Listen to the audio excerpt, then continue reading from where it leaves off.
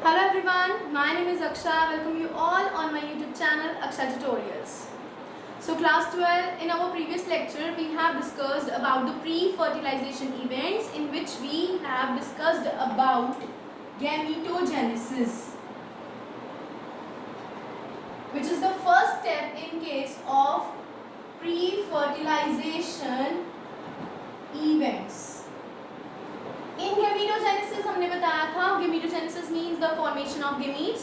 तो how the gametes are formed. Let me add one thing in this. Gametogenesis अगर हम human beings के case में बात करें तो there is the male gamete regarded as sperms and there is the female gamete named as ovum. तो formation of sperms is called as spermatogenesis and formation of ovum is called as oogenesis, and these both topics we will discuss in detail in our upcoming chapters, that is human reproduction. All right, so after the gametogenesis, the second event in this pre-fertilization event, that was the gamete transfer. So today we will be having discussion on how the gamete transfer takes place. थोड़ा सा एक बार recall कर लेते हैं बच्चे. Pre fertilization events मतलब fertilization से पहले, तो उन इवेंट्स में दो प्रोसेसेस इन्वॉल्व हैं. One is gametogenesis, that how the gametes are formed, and second one is the gamete transfer. अगर गेमीट्स फॉर्म हो गए हैं तो they have to come close to each other, right. The transfer of gametes, how this transfer of gametes takes place. तो in gamete transfer one thing is obviously for sure, that is the physical contact between the gametes. बच्चे simple सी बात है, if there is the need of the gamete transfer, that means male and the female gamete, they have to come close together. There must be some sort of physical contact with each other. अगर आपने मेरा previous lecture देखा है तो you must remember हमने earthworm की example की थी. जैसे आपको पता है earthworm जो है that is unisexual or bisexual? That is a bisexual. एक ही ऑर्गेनिज्म में there is the presence of testis, that is the male reproductive organ, and also the involvement of the female gonad, that is the ovaries. एक ही organism में दोनों present हैं, that is why it is regarded as bisexual, right?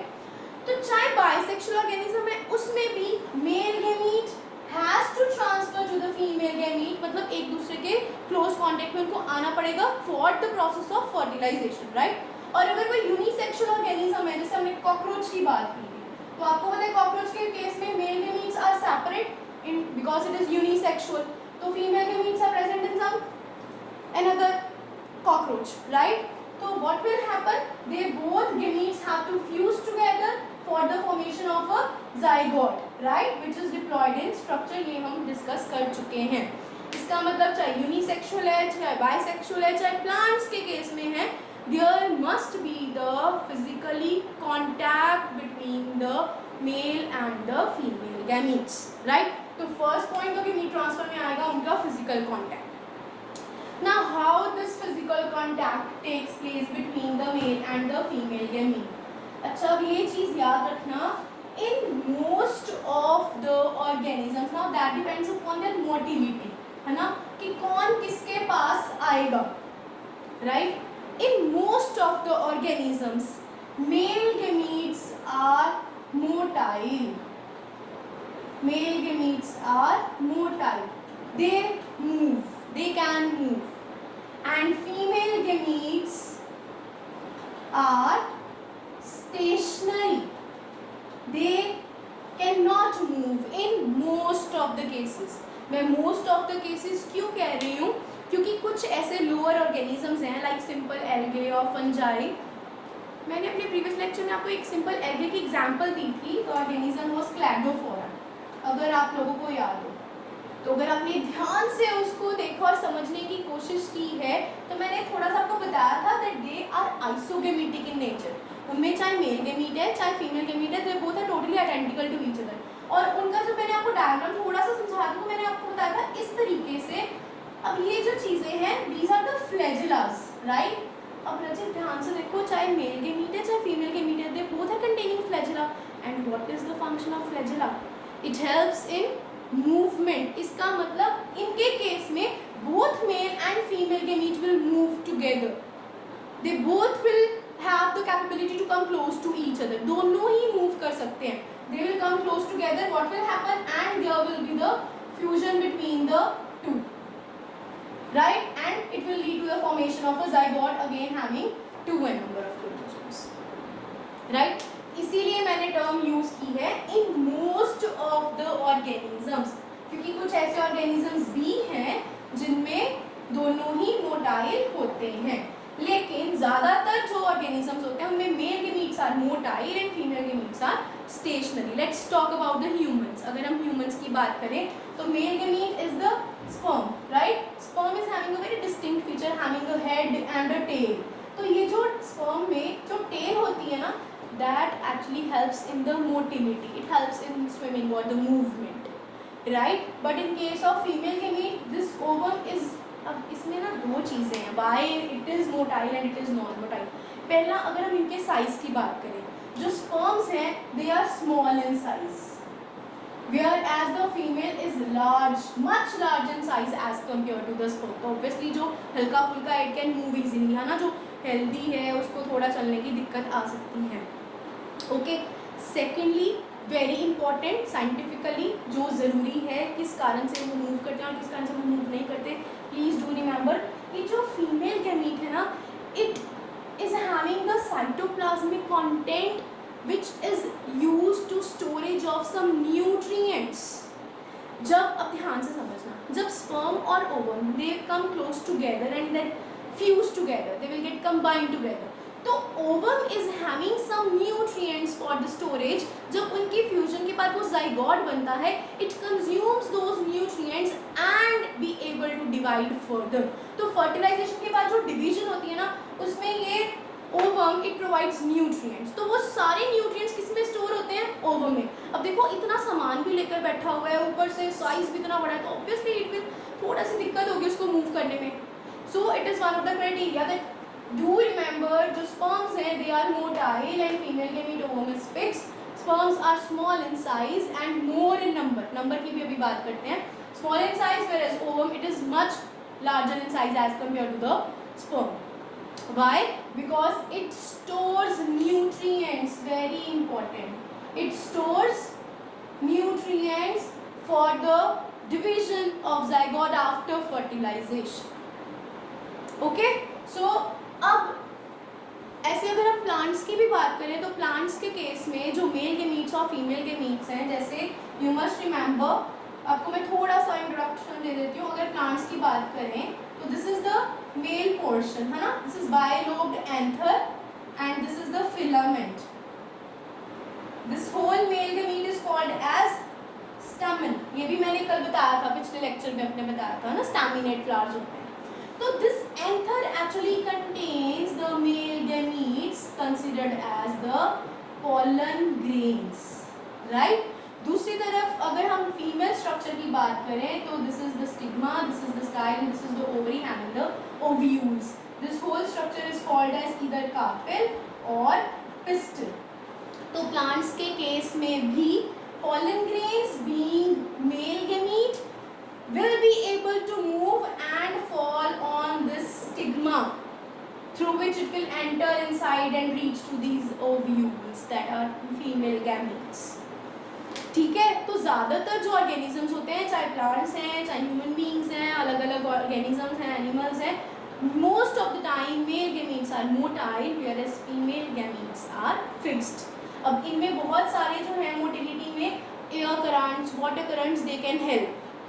Let's talk about that. अगर हम next medium की बात करें, suppose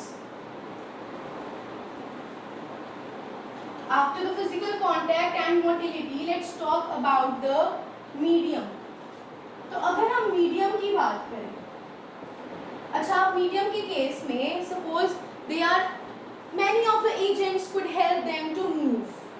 some air currents ना, they also depend upon their shape, है ना, और their size. Low in size and pollen grains, है ना, बहुत लाइट वेट है, तो हवा जो है उनको उड़ा के ले जाएगी. Thousands of pollen grains are shed, right, जिनमें से कोई एक पॉलन ग्रेन जाके, same as in the case of human beings, 300 millions of sperms are release during per ejaculation. लेकिन पहुंचना सिर्फ एक स्पर्म ने है to get fused together. That is why the next phenomenon in case of gamete transfer we need to remember is the large number. कौन produce होता है large numbers में? Male gamete. अभी हमने बात की. Large number of male gametes, either pollen grains or the sperms are released. अब pollen grains अगर हम बात करें एयर मीडियम की हेल्प से, suppose air is helping in the transfer, then that process is called as anemophily.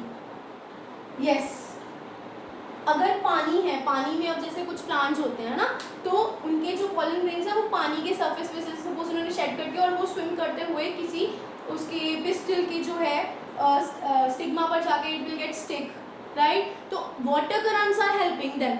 That means water is helping. That kind is called as hydrophily. What is that phily? ये process क्या है actually में transfer का? There is, आपने lower classes में भी सुना होगा, pollination. In plants there is a specific process which helps in the transfer of pollen grains and landing onto the stigma. The process of transfer of this male gametes to the stigma is called as pollination. And if the air currents are helping, the pollen grains are transferred through the medium of air, then that pollination is anemophily. If water is helping, if pollen grains are transferred through the medium of water, then that process is called as hydrophily. Suppose if the pollens are transferred with the medium of insects, then that is called as entomophily. Because entomology is the study of insects. बात समझ आई? इन दोनों के cases में जो chances है that would be less, क्योंकि they are abiotic agents, abiotic non living agents है, air और वाटर, है ना. पहुंचा नहीं पहुंचा, पॉलन ग्रेन्स की बात हो रही है, तो चांस फैक्टर बहुत ज़्यादा बढ़ जाता है. इनके केस में थोड़ा सा कम एज कम्पेयर टू दिस, क्योंकि एक साइंटिफिक फिनोमिनन है कि कैसे वो खुद से जो इंसेक्ट्स हैं अगर सपोज पॉलन ग्रेन्स पर कर गए, चांस तो इनमें भी है, लेकिन as compare to these abiotic agents इनमें जो चांसेस होते हैं कि वो लॉस कर दे पॉलन ग्रेन्स को, वहाँ पर ना शेड हो, उसके कम हो जाते हैं. Alright, there are also many more mediums which helps in the process of pollination, like bats, malacophily, snails, bats, Chilopterophily, snails, malacophily, birds, ornithophily, many of the agents. ये सारा आपके, अब हमने इसके बाद जो नेक्स्ट चैप्टर करना है सेक्सुअल रिप्रोडक्शन फ्लावरिंग प्लांट्स, उसमें डिटेल में पूरा कॉन्सेप्ट, पूरा topic we will discuss. As I have already said you कि हम फटाफट से इसको खत्म, चैप्टर को खत्म करने की कोशिश करेंगे. तो I will be posting 2 or 3 videos more into a day. तो जस्ट स्टे ट्यून्ड. आज का आई होप आपको समझ लगा हो. प्री फर्टिलाइजेशन इवेंट इतना ही है. गेमीटोजेनेसिस हमने पिछली बार डिस्कस कर लिया था, and today we have discuss about the gamete transfer. अब गेमीट्स पहुंच गए हैं, चाहे पॉलन ग्रेन्स हैं चाहे स्पर्म्स हैं. In case of human beings they have reached to the ovules, they have reached to the ovum. The next, how fertilization takes place, that we will discuss in our upcoming lecture. I hope you have understood the basic phenomenon, and if you like my video then do share it with your friends. Keep smiling, keep watching, stay tuned. Thank you.